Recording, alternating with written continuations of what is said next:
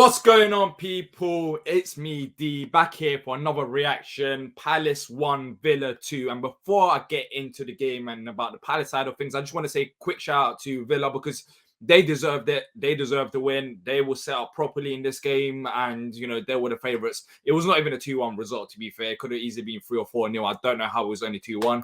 But that's out of the way now. Let's talk about Palace. You know what? I should be mad. I should be mad because of how we played. But I was more upset in a way against Burnley than in this game. Don't ask me why. Maybe because I traveled to Burnley and I traveled all them hours just to see us concede 3 goals with headers. Maybe that's a reason. But in this game, I thought we just got it wrong from the starting lineup. We can start with it. In defense, of course, Joachim Andersen wasn't there and James Tompkins came in.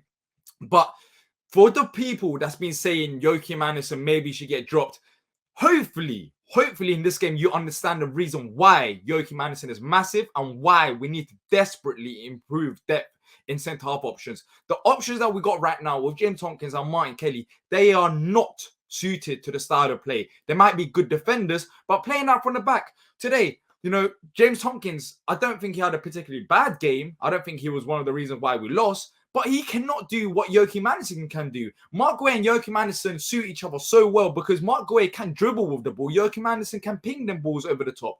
Aston Villa had 5 at the back. And in the Wolves game, we saw similar. In the first half, we struggled. In the second half, Joachim Andersen was pinging balls. Even in the first half, he was pinging balls. We didn't have that today. And it's due to the centre-half pairings. We start from the back. So even when the centre-half is missing, like Joachim Andersen, it costs us massively going forward. And today, there was no creativity in midfield. And talking about the midfield, Luka and Kouyate should not start again.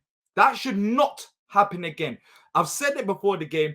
And even at the Burnley game, I thought it was a bit too defensive as well. It does not work. It's as simple as that. It's too defensive. You either start Luka or you either start Kouyate. Luka today had a shit game.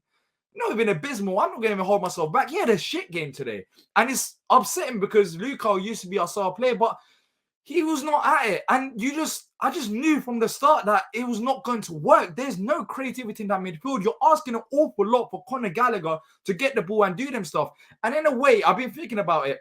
I don't think Luka and Kouyate is like a replacement option to Luz Maka. I think we changed our style of play. We've gone to 4-2-3-1 instead of 4-3-3. And I don't think we have to overcomplicate it. You got Will Hughes on the bench. I don't know when he's going to get minutes. He needs minutes because he's meant to be the so-called Maka replacement. And if that's the case, then why is he not even coming off the bench in the second half? Like, it confuses me. And then going forward, the one positive was Olise starting ahead of Ayew, which I think was needed because he's a better he's a better forward-thinking player than Jordan Ayew. But talking about Olise's performance today, he did struggle. I do feel like he did struggle. And the reason for that is because he doesn't get the support he needs. Down the right-hand side, it's so easy for Villa. We've seen it with Wilf in the past as well. It's so easy for teams to go and target your player if there's no support. Wardy is a good right back in terms of defensively. Like, he does a shift there. But in the modern day football, in Patrick Vieira's system, he does not help us because he's not that player going forward. And then you got Olise there that's trying to do it all. Yes, he has worked in a couple of games, but it's not going to always work out. Teams are going to figure it out. And today, I feel like they saw a weakness. But talking about the actual game itself, I know I talked about individuals. In the first half, that was the worst first half I've seen in a very long time. In fact, that was the worst half since the Chelsea game. I mean, I'm not too sure if it was worse than the Chelsea game, but it was just terrible. As I mentioned, there was no creativity in there. There was maybe too many changes. I'm not too sure whether that was the reason. But what do you really expect? What do you really expect when you got 2 defensive midfielders playing and you got Conor Gallagher there? Like, it's just too much. And also, there's times where maybe Olise should have ran forward. He came too close picking up the ball, the wide place. Like, it was too poor. It was too poor. In the second half, we did improve it. There was that situation with the Mark Guehi red card as well, which, in all honesty, I'm just coming back from the game, so I haven't had time to look back at it. I was confused. I thought their player got sent off, not Mark Guehi. So I have to check it out. But the second half, we did improve. We passed the ball a bit more quickly, which I think we needed, especially in the first half. It was a bit too slow for me, giving it to the wide players at times. And the second half, we did do that. And Wilf got into the game because I thought Wilf had a poor first half as well. But interestingly, he took off Wilf in the second half, which in a way, at the time, I was thinking, well, that sends a message to Wilf. But Wilf was pissed off. I was looking at it and he just threw his headband or scarf, whatever it was. He just threw that literally right next to Patrick Vieira and didn't even look him in his eyes. So Wilf was annoyed. And I kind of understand it because even though he had a poor performance in the first half, in the second half, Wilf was getting into the game. And if you had to take off one player, which I mentioned, Olise, I think it would have been him because he was struggling down that side as he wasn't getting enough support, which isn't really down to him, but he wasn't doing enough. So maybe if you put Wilf there, he's that type of player to create something out of nothing. Wilf has done that on many occasions. And, Edouard did come on and Edouard has had good performances, but you have to keep Wilf on the pitch if you're trying to go and get that lead. I think it was just a bit too much from Patrick Vieira to go and actually do that. Maybe he wanted to send a message. I'm not too sure. I think he actually came out after the game and said that he took off Luka and Will for yellow cards. I think the Luka one was because he was shit. It's as simple as that, which is kind of sad for me to say.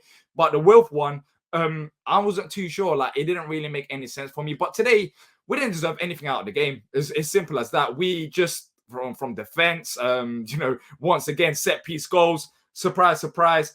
I don't understand at this point. It's like, how many times are we going to concede from set pieces to know that we have to be better at set? Like, it's fucking shit. That's simple way of putting it. We are fucking shit at set pieces.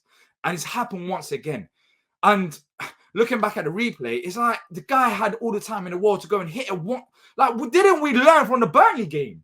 Like, didn't we learn? We apparently practiced it, but we need to practice much harder, clearly. And then their second goal, even before it happened, I saw it coming. It was 2-0, and then Mark Way scored in the last minute. Awful performance from Palace. It was the worst one since the Chelsea game, but there are changes that's needed. Will Hughes, he's there. If he's the Maka replacement, why on earth is he not coming on the pitch? I expect to see him starting the Leeds game, but we've got some hard games coming up. In terms of hard, I'm not saying hard in terms of actually the opponents. I think we can beat them, but hard in terms of, where is our mentality right now? I feel like we're so nervous in set pieces. I feel like, we've got so many games coming up and there's injuries as well. Joachim Anderson is a big miss. That makes games difficult as it is. As I mentioned, he starts an attack as we play out from the back. So, yeah, we've got some difficult decisions coming up. It's not going to be easy. Leeds on Tuesday. Hopefully, Vieira does make the changes in midfield because that midfield should not happen again unless we're facing the likes of Cities. But that's it for today. From me, anyway, that's my reaction straight out of my mind to you guys. So let me know in the comment section down below what you guys thought about the game, whether you agree or disagree with my points, and I'll try to reply back to you as soon as possible. Also, no in the stand this week due to technical errors, but we'll be back tomorrow and the day after, just looking at the Leeds game, talking about this game. So make sure to check out all the content. And until next time, up the Palace.